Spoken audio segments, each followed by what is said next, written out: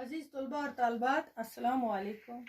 امید کرتی ہوں کہ آپ کو اچھی طرح سے میرا لیکچر سمجھ آتا ہوگا۔ آج ہمارا موضوع ہے، اس موضوع پہ ہے آج کشمیر میں قدرتی مناظر۔ ایسے میں نے لکھا ہے مضمون، جسے کہتے ہیں اردو میں، بورڈ پہ، وائٹ بورڈ پہ لکھ کے رکھا ہے، چھوٹا سا ہے، زیادہ بڑا نہیں لکھا ہے۔ تو آج ہم یہ پڑھیں گے کیا لکھا ہے میں نے، اپنی کاپی پہ نوٹ کیجیے۔ کشمیر میں دنیا کی ساری خوبیاں پائی جاتی ہیں، اس لیے اس کو جنت نظیر کہا جاتا ہے۔ کیونکہ بچوں آپ جانتے ہیں کہ کشمیر کو پیراڈائز آن ارتھ بولتے ہیں، دنیا میں زمین پر ایک یہ جنت کا ٹکڑا ہے، ٹھیک ہے۔ اتنی خوبصورتی سے یہ اپنا اس کی دنیا میں جانا جاتا ہے۔ کشمیر کی وادی اپنی قدرتی دلفریب مناظر، سبز زاروں، آبشاروں، ندی نالوں کی وجہ سے دنیا کے لوگوں کو اپنی طرف کھینچتی ہے۔ اتنی خوبصورتی ہے، جب سیاح لوگ یہاں آتے ہیں گھومنے تو ان کو یہاں کا یہ منظر دیکھ کے، جھیل ڈال کا، یہاں شکاروں میں جاتے ہیں، ہاؤس بوٹ ہے، آپ نے دیکھے ہوں گے کبھی، یہاں جھیل ڈال جو سری نگر راجدھانی یہاں کا کیپٹل ہے سری نگر، اس کے پاس یہ جھیل ڈال۔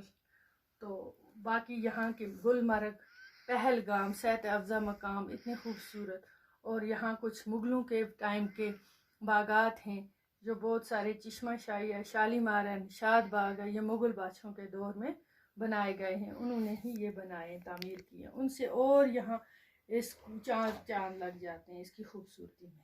پیارے بچوں، اسی پر یہ موضوع ہے۔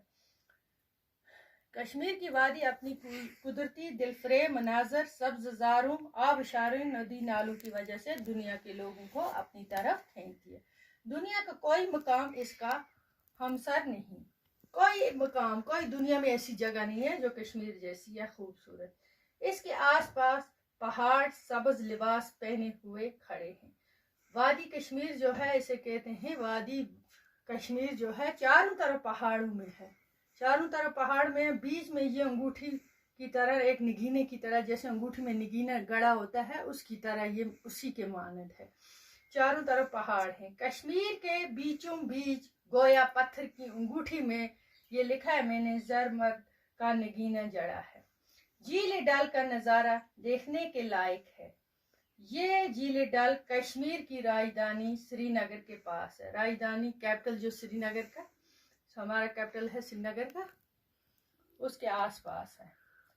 ڈل کے ارد گرد پہاڑ ہیں، ڈل کے ارد گرد پہاڑ ہیں چاروں طرف، اور ان کے دامن میں کشمیر کے نزدیکی باغ ہیں، نسیم باغ ہے، شالیمار باغ ہے، اپنی خوبصورتی میں بے مثال ہے، بہت خوب۔ چشمہ شاہی ہے، اور چشمہ ویری ناگ بھی ہے، ایک اچھبل میں ہے، وہ اننت ناگ اچھبل میں ہے۔ اور کشمیر میں دریائے جہلم بھی ایک خاص منظر پیش کرتا ہے۔ اس کا پانی خوش رنگ ہے، صاف ہے، اور اس میں ایسا زور ہے کہ کشتی کے واسطے خطرے کا باعث بن جائے، نہ ایسا پانی کے خواص سے گندا ہونے کا ڈر ہو۔ چاندنی رات میں ڈل کا نظارہ پر لطف ہوتا ہے۔ پانی کے اندر کاول کے پھول اس کثرت سے کھلتے ہیں، بہت زیادہ ہوتے ہیں کاول کے پھول، اور ان کے رنگوں کی حنا پر پانی کی لہر میں کوس کرا کا تماشا دکھائی دیتا ہے۔ میووں کی بھی کافی کثرت سے تعداد ہوتی ہے، یہاں بہت زیادہ میوے اگتے ہیں، بہت قسم کے یہاں ہوتے ہیں۔ تو اتنا ہی میں نے شارٹ کر کے لکھا ہے، آپ کو آسانی سے یہ یاد ہو جائے گا۔ اس کے آگے بھی پڑھیں گے، دوسرا ایسے کراؤں گی میں آپ کو اسی پر۔ تب تک کے لیے خدا حافظ۔